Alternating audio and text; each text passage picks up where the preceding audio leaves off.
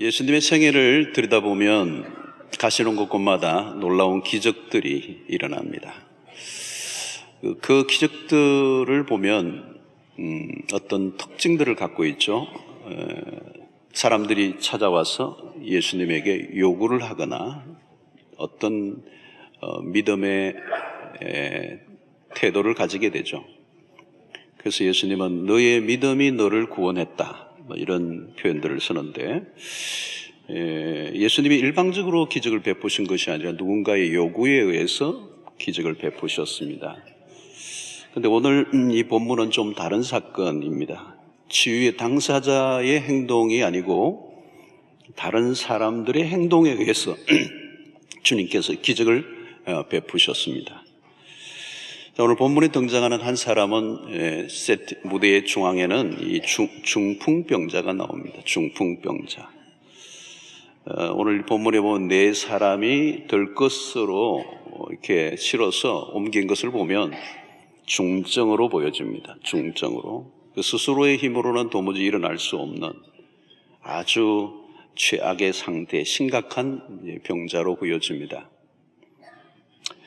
그런데 오늘 이들을 돕고자 하는 사람들이 나왔어요. 3절에 보면 이 사람을 치유의 길로 이끌어주는 사람들이 나옵니다. 그들이 누구인지에 대해서는 정확하게 본문이 밝히지 않고 있습니다. 그러나 우리가 짐작하기에는 이 심각한 문제를 안고 있는 사람을 돕고자 한 것으로 볼 때 매우 가까운 친구들, 매우 가까운 이웃들이 아니겠나, 그렇게 생각이 됩니다. 자, 이들은 중풍병자의 고통과 절망을 가까이서 보았던 것이죠. 그래서 어느 순간 무엇인가 해야 되겠다라고 하는 부담감, 또 그 책임의식이 다가왔습니다. 이 책임을 느낀다는 것은 굉장히 어려운 일이죠. 우리가 사람들이 좀 거리를 두고 살아가는 이유는 가까이 다가가면 무엇인가 부담이 되고 책임을 느껴야 되기 때문에, 책임을 져야 되기 때문에, 대가를 지불해야 하기 때문에 피하려고 할 때가 많습니다. 그러나 하나님의 역사는 어디에서부터 일어납니까? 고통하는 사람에 대한 책임의식, 책임의식에서 하나님의 역사는 시작이 됩니다. 자, 오늘 우리 시대의 특징을 타인에 대한 무관심, 또 냉담함, 그리고 우리 안에는 자기애와 자기 몰두에 빠진 그런 모습을 우리는 오늘 세상에서 많이 보게 됩니다. 우리는 웬만하면 다른 사람에 대해서 시선을 끄고 살아갑니다. 다른 사람까지 신경 쓸 틈이 없어. 내 문제도 힘들어. 가까이 하기보다 적당한 거리를 두고 사는 게 편합니다. 자, 우리는 악을 선택하지는 않지만 선을 적극적으로 선택하지도 않을 때가 많습니다. 다른 사람의 고통에 다가간다는 것은 용기가 필요한 일입니다. 자, 이 친구들은 중풍병자를 들것으며 예수가 계신 집으로 데리고 갑니다. 자, 그런데 당장 난관에 부딪힙니다. 오늘 4절을 보면 무리들 때문에 예수께 데려갈 수 없으므로 그 계신 곳에 지붕을 뜯어 구멍을 내고 중풍병자가 누운 상을 달아내리니 그랬습니다. 사람들이 너무 많아서 도무지 들어갈 수가 없었던 거죠. 돕는 것이 어려워졌습니다.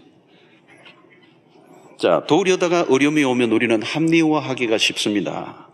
내가 도우려고 노력했지만 힘들어서 여기서 그만둬야겠어. 어쩔 수 없잖아. 내게는 시도하다가 문제가 복잡해지면 그만두고 맙니다. 그러나 그들은 돌아가지 않았어. 포기하지 않습니다. 그 이유는 뭘까요? 이 친구를 아주 지극히 사랑했던 것으로 보여집니다. 자, 이 본문은 이들의 행위를 가리켜서 주님은 이렇게 판정하십니다. 그들의 믿음이라는 것을. 이 사람을 예수님에게 데리고 가기만 하면 나을 것이다 라고 하는 이 믿음. 그 믿음 안에는 사랑이 있었겠죠. 여러분, 믿음은 길을 냅니다. 믿음은 길이 보이는 거죠. 그래서 발상의 전환이 일어납니다. 기가 막힌 발상의 전환을 하는데 사람이 많아서 입구가 막혀 있으니까 옥상으로 올라가서, 지붕으로 올라가서 그 지붕을 뜯어내고 들것을 주님이 계신 곳으로 내려보내기로 한 것입니다. 자, 여러분, 이것은 어려운 일이죠. 환자를 이 들것에 실어 옥상으로 올라가는, 지붕으로 올라가는 행위도 만만치 않고요. 또 지붕을 뜯는 것도, 남의 지붕을 뜯는 것도 이게 심각한 일이고. 당시의 문화로 봐서 지붕은 오늘같이 콘크리트로 완전히 이렇게 된 것이 아니고 나무와 흙들이 엉켜진 그런 조합된 지붕입니다. 쉽지는 않지만 뜯으면 뜯을 수 있는 것이죠. 그러나 간단한 것은 아닙니다. 잘못하면 조각들이 뜯다가 떨어지면 위험한 것이죠. 그리고 중풍병자를 달아 4명이 착 균형을 잡고 내리지 않으면 큰 사고가 날 수 있는 것이죠.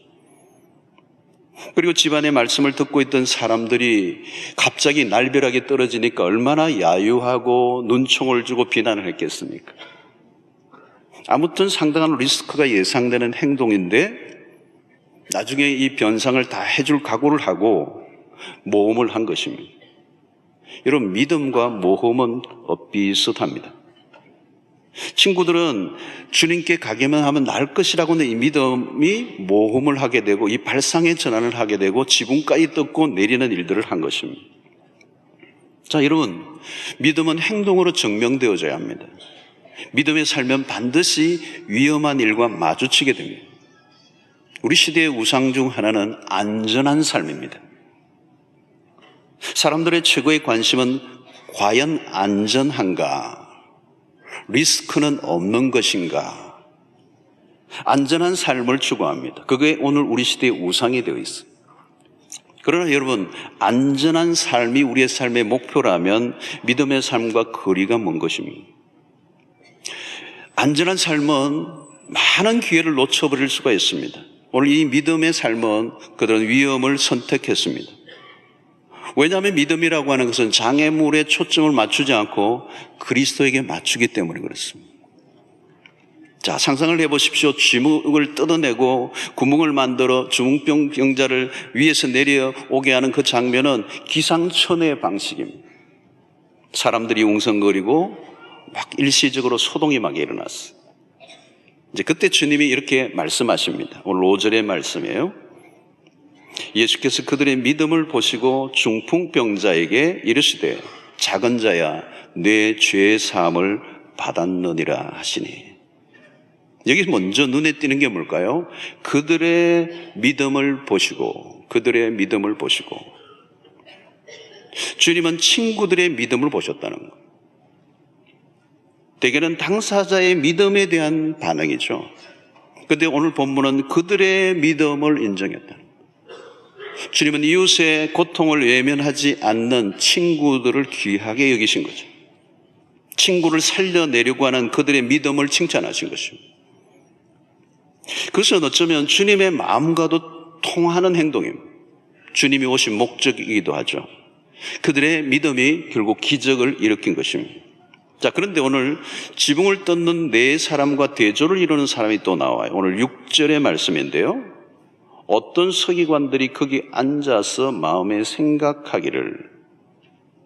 여기 앉아있다라고 하는 이 표현이 눈에 들어오는 대목입니다. 앉아있는 이유가 뭘까요? 행동하기보다는 행동하는 사람들을 평가하는 사람들. 이들은 비난거리를 찾는 데 관심이 많습니다. 특별히 예수의 행동에 시비를 걸고자 눈에 불을 켜고 있습니다. 친구에 대한 관심과 사랑을 다해 지붕을 뜯기까지 하며 주님에게로 인도한 사람이 있는가 하면 그 주님의 그 자비의 행위를 비난하는 사람들이 있어요. 이 서기관들은 어쩌면 가슴이 싸늘하게 식어버린 냉담한 종교인들을 말합니다. 예수가 중풍병자에게 죄사함을 선포하자 당장 시비를 걸죠. 병자의 치유보다 법규에 더 관심이 많은 사람들. 오늘 본문은 서기관들과 중풍병자 친구들의 모습을 대조적으로 비워주고 있습니다. 서기관들은 판단하는 자들, 중풍병자의 친구들은 행동하는 자들이었습니다.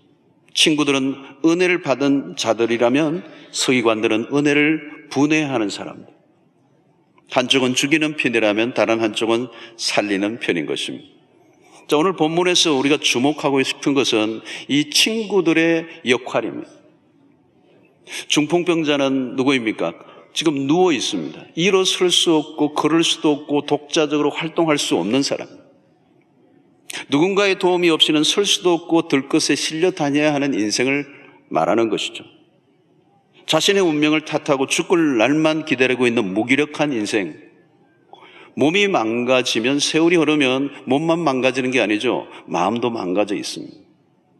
결국은 절망적인 상태를 운명으로 받아들이게 됩니다. 그래서 망가질 대로 망가지면 어떤 해볼 도리가 없는 것이죠. 그래서 오늘 여기에 들것에 누워있는 중풍병자는 어떻게 보면 오늘 죄인된 인간의 모습을 상징하는 것입니다. 사실 우리의 과거의 모습이지 않습니까? 우리는 모두 죄에 매여 살았던 중증 환자들이었습니다. 죄에 대한 무기력했습니다. 우리 자신이 우리의 힘으로 이길 능력이 전혀 없었어요. 에베소서 2장을 보면 죄와 허물로 죽었던 우리들이었습니다. 산송장들이나 마찬가지예요. 영적 식물 인간들이었습니다. 영적 기능이 마비되었고 죄에 대한 감각이 없었습니다. 하나님에 대한 기본적인 인식도 가지지 않았어요. 영적인 기능이 죽은 사람이 하나님 앞에 나아갈 수 없죠. 아무리 불행하고 고통스러워도 자신의 운명의 줄을 스스로 끊어낼 수 없는 상태. 누군가 우리를 들것에 실어 주님이 계신 곳으로 이끌어주지 않았다면 우리도 똑같은 신세로 살 수밖에 없었던 사람들입니다. 자, 오늘 중풍병자에게는 믿음이 없어요. 오직 그들의 믿음이 중요한 것이죠. 스스로는 어떻게 할 수 없기 때문에 누군가 도와주는 것. 죄인된 인간은 절망적인 상태에서 쉽게 항복하지 않죠. 누군가 도와주기 전에는 끝까지 그 죄된 자존심을 지키며 그냥 소망이 없는 그런 상태에 있으면서도 끝까지 우기며 발악을 하는 것이죠. 여러분, 남자들은 좀처럼 길을 묻지 않는다고 알려져 있습니다. 가만 보니까 우리는 남자들 그런 것 같아요. 저도 그런 것 같아요. 어디 가면 낯선 곳에 가면 길을 헤맬 때 아내가 항상 물어보고 가죠. 그러면 물어보면 될 텐데 가다 보면 있을 거야. 이 왜 남자들은 길을 잘 안 묻느냐? 남자의 자존심 때문이라는 거예요. 여자분들이 보기에는 그야말로 쓸데없는 자존심입니다. 남자들은 좀처럼 병원에 가려고 하지 않는다고 그래요. 할 수 없이 병원에 갔을지라도 좀처럼 질문을 하지 않는다고 합니다. 자신의 증상에 대해서도 의사에게 이야기를 잘 하지 않는다는 거예요. 바로 이것이 남자가 여자보다 7년 일찍 죽는 이유 중에 하나라죠. 우스운 이야기 같지만 일리가 있어요. 그런데 여러분, 이것이 남자만의 문제가 아니라 인간에게 있는 자존심의 문제예요. 죽어도 자존심이에요. 알고 보면 끔찍할 정도로 절망적인 상태에 놓여 있는데도 자신의 비참한 처지를 말하지 않으려고 합니다. 끝까지 자존심을 꾸기고 싶지 않은 것이죠. 다 죽어가는데도 괜찮다고 얘기합니다. 그것을 우리는 아주 수준 높은 용어로 똥꼬집이라고 그래요. 이것이 타락한 인간의 허세고 교만이라는 겁니다. 도와달라고 한 번만 말하면 되는데 그걸 안 하는 거죠. 여러분, 인간이 누구입니까? 어떤 존재입니까? 나이가 들어가면서 사람들이 느끼는 겁니다. 내가 할 수 있는 일보다 할 수 없는 일이 훨씬 더 많다는 걸 깨닫잖아요. 청년 때까지만 해도 모든 것들이 생각하는 대로 가능한 줄 알죠. 그런데 나이가 점점 들어가다 보면 할 수 있는 것이 별로 없고 할 수 없는 것, 내 수준을 넘어선 일들이 너무 많이 일어나는 거죠. 그래서 많은 계획과 꿈을 꾸지만 정작 내 인생이 꿈대로 계획대로 되지 않은 것이죠. 그래서 어떤 사람이 그런 얘기했어요. 세계를 바꾸겠다는 야무진 꿈으로 인생을 시작하지만 나중에 세월이 지나보면 리모컨 하나로 TV 채널 바꾸는 것밖에 못하는 거예요. 상상은 공상이 되고 공상이 망상으로 끝납니다. 전적으로 무능력해요. 인간이 고집 피울 필요가 없는데 고집을 피우며 살아가는 것이죠. 그러면 점점 죽어가는 것입니다. 가만히 두면 그냥 망하는 것입니다. 예외가 없어요. 여러분, 인간의 교만은 무섭습니다. 교회를 다니면서도 한 번도 하나님께 항복의 손을 들어본 적이 없는 사람들이 있어요. 내가 내 인생 산다. 내 인생 내가 책임진다. 난 그래도 된다. 소리를 치죠. 여러분, 그러나 인간이 얼마나 무기력한 존재인가를 인정하지 않는 것.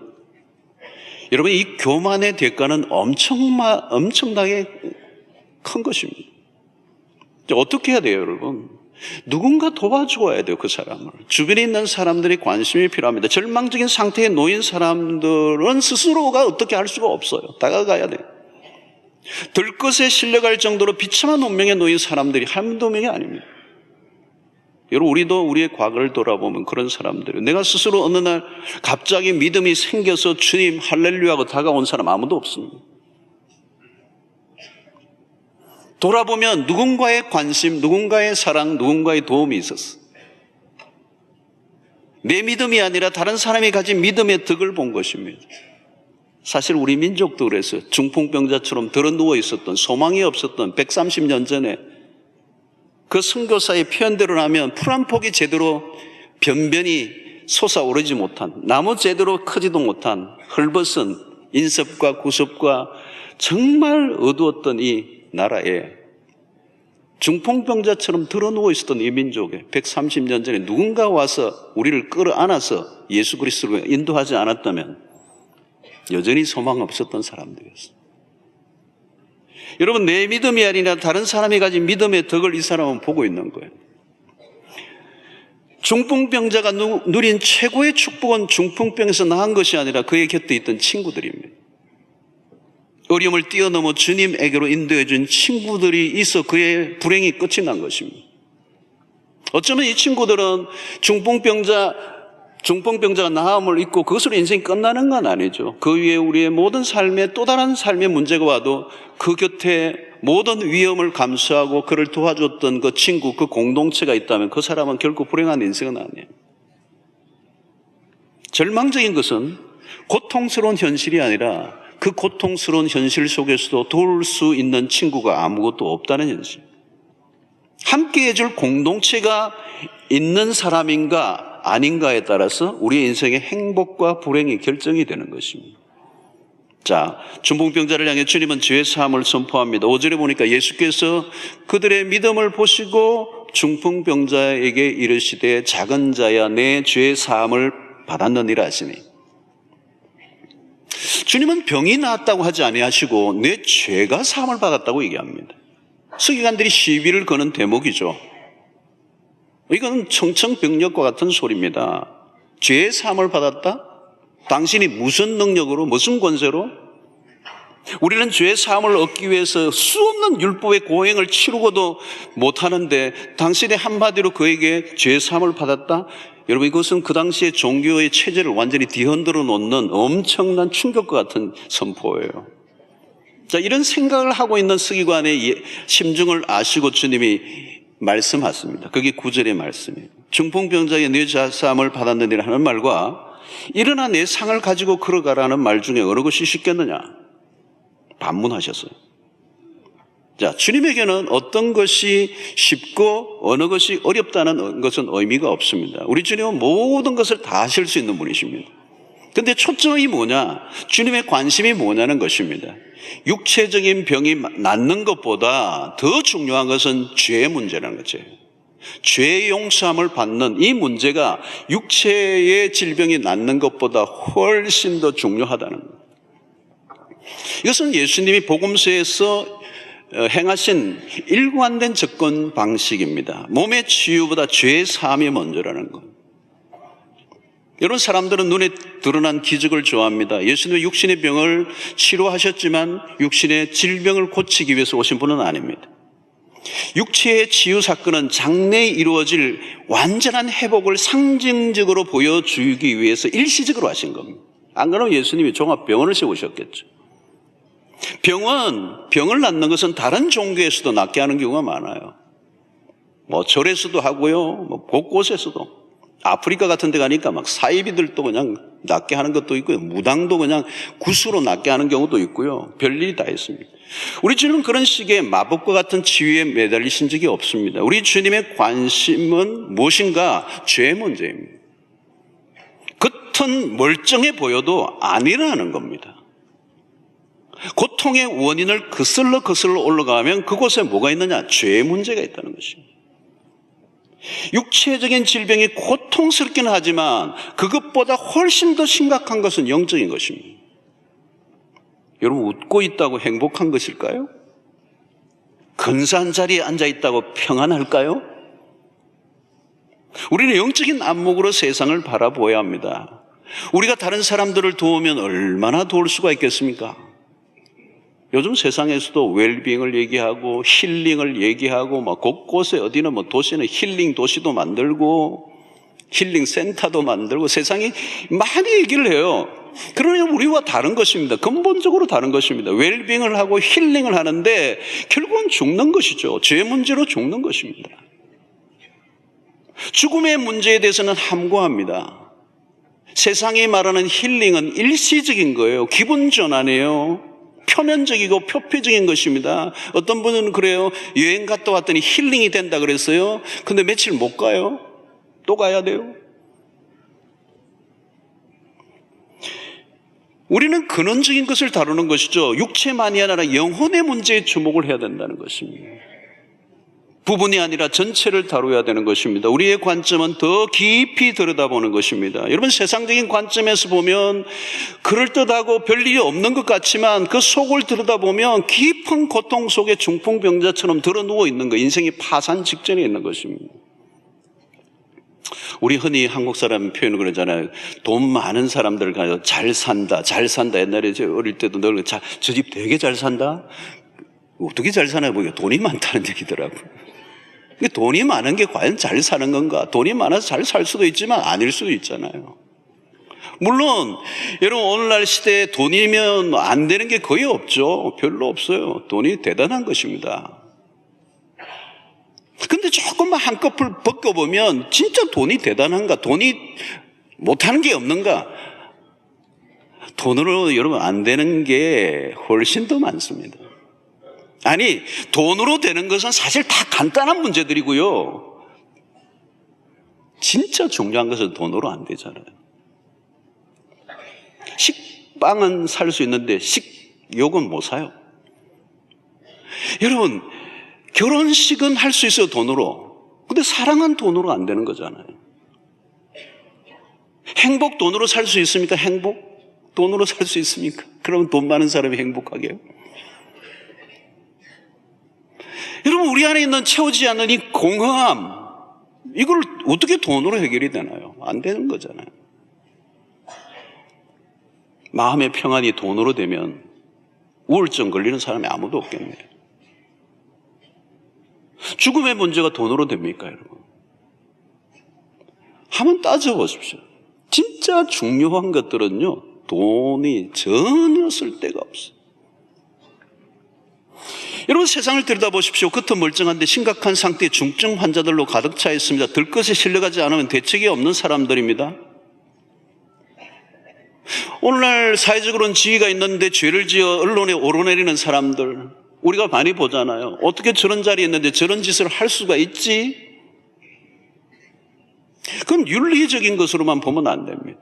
윤리적으로 좀 사람이 좀 문제가 있다, 이게 아니에요, 여러분. 더 근원적인 것입니다. 죄의 문제입니다. 사과나무면 사과를 맺을 수밖에 없는 것처럼 다른 도리가 없어요. 사과나무면 사과가 열릴 수밖에 없는 거예요. 여러분, 우리가 죄인이라면 죄를 지을 수밖에 없는 것입니다. 뭐 어떤 일을 해서 잘못을 한 게 아니라 근원 자체가, 인간의 근원 자체가 죄인이란 말이죠. 우리는 삶은 그냥 죄를 짓게 돼 있어요. 우리 안에는 근원적으로 우리가 제대로 살아갈 수 있는 존재가 아닌 죄의 사슬에 매여져 무기력한 존재로 살아간다는 거예요. 여러분, 주님이 교회를 세우신 목적이 무엇입니까? 본문의 친구들의 역할과 같은 거예요. 중풍병자에게 친구가 있었다는 것은 불행 중의 다행, 이 공동체의 축복입니다. 중풍병자 혼자서는 결코 일어날 수 없는 일이 벌어졌다는 것입니다. 여러분, 우리의 삶을 돌아보면 나 혼자 이렇게 여기까지 온 사람은 아무도 없을 것입니다. 주변에 무수한 도움이 있었어요. 어린 시절 셀 수 없이 넘어질 때 내 손을 붙잡아 주었던 그 부모의 수고로부터 시작하여 오늘 나라는 존재는 힘들고 어려운 순간마다 우리의 인생의 수없는 위기 속에 수없는 사람들이 내 곁에 와서 나에게 도움을 베풀고 사랑을 베풀고 관심을 가져주었기 때문에 오늘 여기 있는 거 아니에요. 영적으로도 마찬가지입니다. 셀 수 없이 방문하고 사랑과 관심을 베풀어 준 손길이 있어서 오늘 우리가 신앙의 길에 접어든 것이죠. 독자적으로 선택과 결정을 한 것이 아니고 전적으로 믿음의 사람들, 믿음의 공동체가 있었기 때문에 그토록 욕을 하고 싫어하고 물리쳤는데도 끊임없이 다가와서 나에게 복음을 전하고 사랑을 전해서 나를 예수 믿게 했던 그 믿음의 친구들이 있어서 우리가 여기 있는 거예요. 여러분, 믿음은 파장을 일으킵니다. 예수님에게로 데리고 가기만 하면 나을 것이라고 하는 이 믿음이 이를 해낸 것입니다. 난관을 극복하고 위험한 모험을 시도하고 욕을 먹을 각오를 하고 기가 막힌 전략을 짜내고 그들은 이웃 친구에 대한 관심과 사랑을 쏟았습니다. 결국 한 사람의 인생을 완전히 바꾸어 놓는 이 결정적인 사건이 일어난 것입니다. 성도 여러분, 영적인 눈이 이 아침에 우리 안에 열려지는 은혜가 있게 되기를 축원합니다. 세상을 우리가 그렇게 봐야 돼요. 세상이 고통하고 있어요. 지금 들것에 싣고 옮기지 않으면 안 될 상태에 놓이는 사람이 한둘이 아니에요. 자율에 맡겨서 그냥 언젠가 주님에게로 돌아오겠지 놔두면 아니에요. 언젠가 믿겠지 아니에요. 자기 발로 걸어오도록 기다리는 것은 답이 아니에요. 가끔 우리는 그런 말을 하죠. 종교 너무 강요하지 마. 자식에게도 강요하지 마. 또 우리는 너무 무례하게 전도를 하는 것 아닌가라고 하는 자성이 한국교회에 지금 있죠. 플러신학교 리처드 마우 같은 교수는 무례한 기독교라고 하는 책을 썼어요. 그 읽으면 참 일리가 있어요. 일리. 아주 젠틀하게, 나이스하게, 아주 교양스럽게 너무 무례하게 하면 안 된다. 충분히 이해가 가고 충분히 참고를 해야 돼요. 그러나 중요한 것은 스스로 소망이 없는 구제불능의 상태에 빠진 사람을 어떻게 할 것인가. 신사적으로 대해주고 신사적으로 지옥을 보낼 것인가. 욕을 좀 먹는 한이 있어도 천국으로 인도하는 것이 나을 것인가. 여러분, 우리는 사회적 관점이 아니라 영적인 관점을 가질 필요가 있습니다. 우리의 이웃의 상대를 정확히 들여다봐야 돼요. 본문의 상황을 보십시오. 친구들의 이 행동은 이해할 수 없는 행동들입니다. 어떻게 남의 집을 그렇게 뜯어요? 구멍을 내요. 이건 주거 침입, 기물 파괴, 집회 방해, 소란죄예요. 입건. 상식지지 않은 행동을 한 것입니다. 이들은. 그러나 주님은 그들의 행위를 비난하지 않아요. 그들의 믿음을 보시고 어떻게 됐든 이 친구를 살려내야 되겠다라고 하는, 이 주님을 만나기만 하면 살 수 있는데 이 기회를 놓칠 수 없다라고 하는 이 절박한 심정, 그 친구의 사랑에 대한 사랑과 그 애정이, 그리고 그들 안에 있는 이 믿음이 이 중풍병자를 데리고 그 지붕가에 뜯어 내리는 이 몰상식한 것 같은 행동을 한 것입니다. 여러분, 중풍병자의 친구들은 결과를 미리 보았습니다. 믿음을 가지고 있었기 때문에 보이는 것이죠. 믿음은 문제의 답을 볼 수 있습니다. 여러분, 우리가 신앙의 길에서 얻은 축복 중에 하나는 우리의 인생의 답을 찾은 것이잖아요. 예수를 믿기 전에 정말 방황하고 갈등하고 답이 없고 가슴을 찌고 머리를 쥐어뜯고 벽을 칠 것 같은 답답함, 내 인생에 이 질문에 답이 없어서 끊임없이 why를 했는데 어느 날 교회 와서 성경을 펴니까 이 안에 답이 다 있는 거예요. 기가 막힌 답들이 이 안에 다 있잖아요. 할렐루야 아닙니까? 이 성경이 할렐루야예요. 할렐루야. 다 안 읽어서 그렇지 이 안에 우리 인생에 답이 있는 거예요.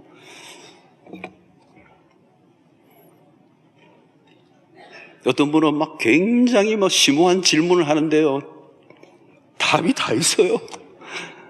2000년 동안 수없는 사람들이 끊임없이 질문했던 거예요. 싱거운 질문이에요. 사실은 본인만 모르고 있는 것이지. 여러분, 무신론자들이 평소에는 큰 소리를 치죠, 여러분. 그러나 인생에 도무지 자신의 힘으로 해결할 수 없는 문제를 만나면 갈 곳이 없어요. 그래서 여러분, 오늘 이 시대는 무신론적 이런 사상과 이 흐름이 굉장히 강세처럼 많은 책들이 흘러나오지만 온 지구촌에 통계를 내보면요, 무신론자는 10몇 %밖에 안 돼요. 인간의 연약함. 여러분, 우리는 고통하는 세상에서 답을 가지고 있는 자들로 살아가고 있는 것입니다. 우리의 인생의 답은 그리스도고, 그리스도께서 말씀하시죠. 내가 곧 그 길이요 진리요 생명이라고. 여러분, 이제 할 일은 우리가 이 고통과 이 고통하는 세상과 이 주님과 연결시키는 것이에요. 우리는 답을 안 사람들이에요. 이 답을 가진 사람들이 이 답을 알지 못하고 고통하는 사람들을 인도하는 것입니다. 오늘 이 사람들은 몇 사람인지는 몰라요. 그러나 한 팀이 되어서 한 마음으로 이 한 사람을 살려내기 위해서 수없는 대가를 지불하고 모험을 감행하면서 마침내 주님에게로 인도하여 그를 살려내는 작업. 이게 마치 우리의 사랑방과 같은 것입니다. 교회와 같은 것이죠. 성도 여러분, 믿음을 가진 사람은 책임의식이 따라옵니다. 책임이에요, 책임. 여러분, 아이들은 책임 없죠. 막 다 깨고 사고를 쳐도 부모가 책임을 지는 거예요. 책임을 진다는 것은 성숙을 의미하는 것입니다. 그 사람의 수준입니다. 오늘 공동체 안에도 이 공동체 안에 책임 의식을 갖고 활동하는 사람은 그 수준이죠, 여러분. 이 책임을 어디까지 느끼느냐가 그 사람의 삶을 결정하는 것입니다. 믿음은 책임을 가지고 책임 의식을 갖게 하는 것입니다. 죄로 인하여 고통하는 세상을 보면 가만히 있을 수 없는, 마치 직무유기와 같다라고 하는 인식을 하게 되는 것입니다. 우리는 병원에서 암으로 돌아가시는 동안에도 옆에 병상에 그 환자에게 전도를 하고 복음을 전한 어느 권사님의 이야기를 우리는 잘 알고 있어요. 얼마 전에도 그 간증을 하시는 분을 들었어요. 그 권사님의 말기암으로 돌아가시며 전도했던 그 전도를 받고, 그분은 돌아가셨지만 이분이 예수를 믿고 세례를 받고 우리 교회 와서 간증을 하는. 오늘 여러분, 이것은 주님이 우리에게 보여주신 모습과 똑같아요. 주님은 십자가에 매달려 죽기 직전에도 오른쪽의 광도를 향하여 나와 함께 낙원에 있으리라, 마지막 순간에도 구원의 길로 이끌어 주시는 분. 고난과 멸시와 수없는 조롱 속에서도 아랑곳하지 않고 자기 곁에 있는 한 사람을 구원의 길로 이끌어내시는. 여러분, 요즘 세상에 돌고 도는 우울증들 너무 많아요. 너무 많아요. 요즘 애들도요, 애들도 우울증을 겪고요. 초등학교 애들도. 불안장애가 얼마나 많습니까? 외로움이 얼마나 지독합니까? 자살이 얼마나 승행하고 있습니까? 우리나라가. 삶이 무너진 사람들이 너무 많아요. 파산 직전에 놓여 있는 것이죠. 문제는 그들은 스스로 해결할 길을 알지 못한다는 거예요. 들것에 누워 누군가 데리고 가지 않으면 무기력한 상태에 놓인 사람들이 한두 명이 아니에요. 여러분, 고통하는 세상이 비극적인 게 아니에요. 그들을 향한 자비로움을 갖고 있는 사람들이 없는 세상이 불행합니다. 두려움에 차서 무기력함으로, 때로는 자신의 문제가 너무 지독한 그 문제들로 인하여 그 수치심, 누구에게도 얘기할 수 없는 그 수치심. 여러분, 이 중풍병자도 그럴 거 아니에요. 그 들것에 들어 누웠을 때 자신의 그 모든 게 치부가 다 드러날 수밖에 없는 거잖아요. 그걸 가리고 싶고 알리지 않고 싶고 그냥 숨기고 싶지만 그런 자기 자신의 상태와 그 모든 형편을 드러내고 들것에 누워 만인이 쳐다보는 앞에서 자신을 그냥 드러내므로 사는 길을 열었잖아요. 여러분, 우리는 고통하는 이웃들, 자기를 숨기고 수치심으로 무기력으로 두려움에 차서 꽁꽁 숨어 자신의 문제는 터질 대로 터져 더 이상 갈 길이 없는 상태에 있는 수 없는 사람을 우리가 바라보며 그들의 이웃이 되어주는, 그들에게 다가가는 것이죠. 오늘 12절을 여러분 보시면 주님의 선포와 함께 위대한 역사가 일어났죠. 그가 일어나 곧 무엇을 가지고요? 상을 가지고. 이 상이 뭘까요, 여러분? 중풍병자가 오랜 세월 동안 깔아뭉개고 있던 자기의 침상이에요.